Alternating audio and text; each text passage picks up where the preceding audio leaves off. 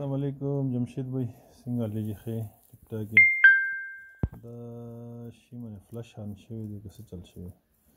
خو بهرحال ښکاري دا د خرګوشې بچي راکړي دي دا دي 12 بچي صحیح شوه جي 12 2 4 6 8 10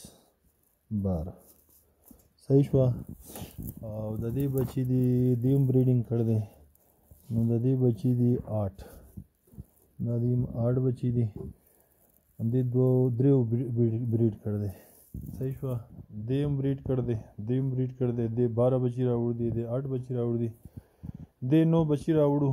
او دې نه ټول مړ دي د دې دا سټ کوک شوی دی اوس ولا موږ دوی کړ دی اوس لږه ښه شله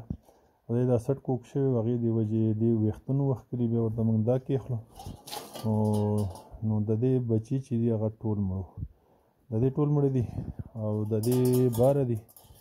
د دې 8 بچي دي صحیح شوه جي او دا زاړه بچي دي دا نوې پنجرې موږ ورته ولګولې د دې وزن چې دی تقریبا 30-32 ګرام دی